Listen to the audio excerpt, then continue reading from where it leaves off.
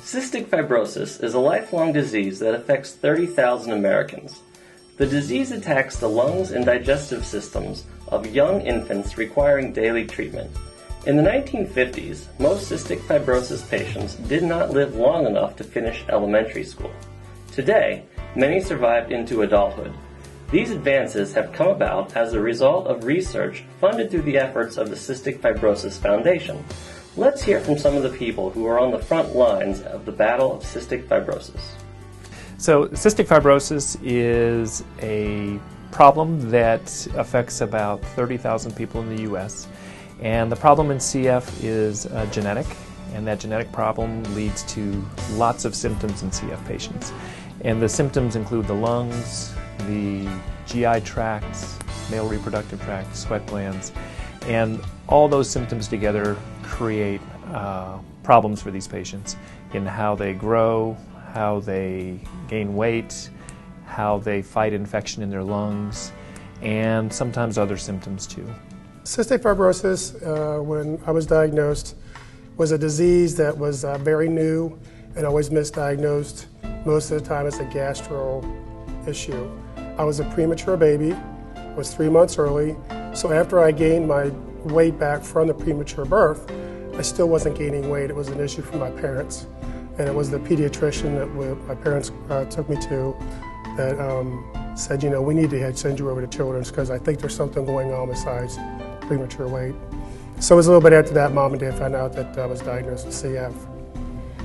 When Callie was diagnosed, I was still going through postpartum depression. She was diagnosed officially at 4 weeks, but we were kind of sure that something was going on for a while because she lost a lot of weight in the beginning and had to start enzymes right away, and because she reacted so well to that, the doctors were pretty sure at that point anyways. But when we got the official diagnosis, I'd been in denial for a couple weeks trying to tell myself that it wasn't going to be true. That it wasn't going to be my baby. It was hard, obviously, at first, just grieving for the life that we had expected for her. When I first found out about it, I looked it up on the internet, and there was a lot of misinformation, a lot of older, outdated information. In the 70s and 80s, the life expectancy wasn't as high as it is today. So seeing that information, it put a lot of fear in me, because being a first-time father, seeing that your child probably will die in a few years from what this data was saying, it really affected me. As I got older, the disease was, getting its own recognition and getting the advancements of what disease could, help and make my health better. But I was always told as a child and my parents that I probably wouldn't see 18. CF treatments can be really kind of complicated, and that's one of the hardest parts about CF is staying well.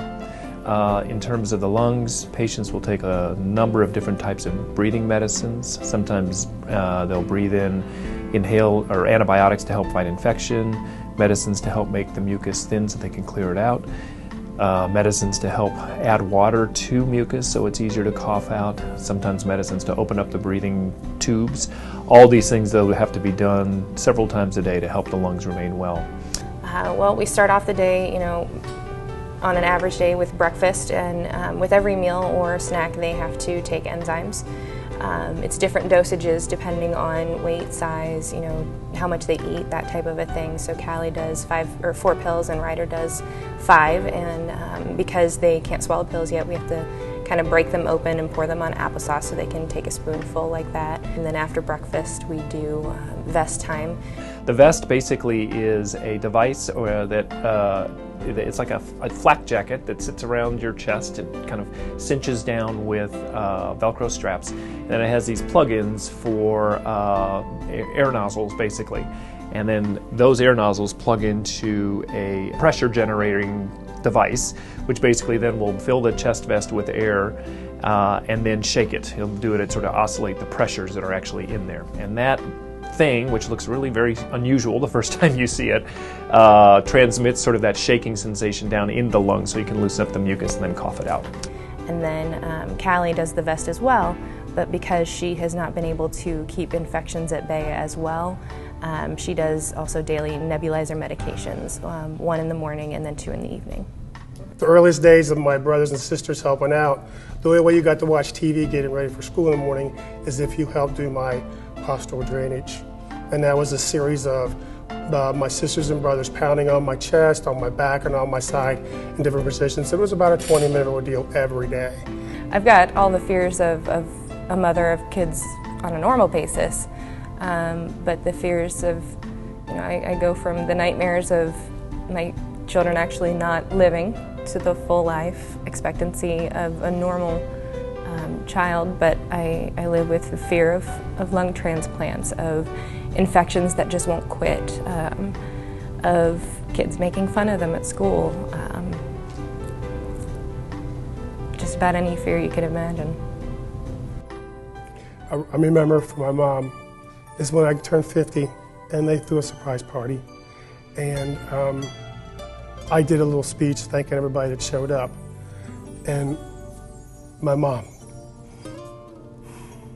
sitting there, and she's, I brought her up and I put my arm around her and I said, just like I said, she's my best and worst enemy, but she and my father and my family were the best supporters for me to get to where I got to reach the age of 50. And I'm looking for the next plateau to turn 75. That's my goal. And,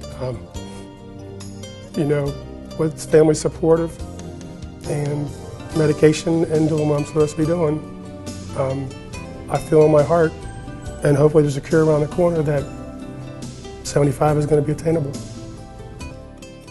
Every year we try and make sure that we're involved with they call it Great Strides for the Cystic Fibrosis Foundation. We're doing this year the Hamilton-Oxford Walk, and what we do is we try and raise money for the actual walk, and then the day of the walk we tally up, and all that money goes to research for CF to try and find a cure, find ways to ease life. This year we're going to make it a lot of fun.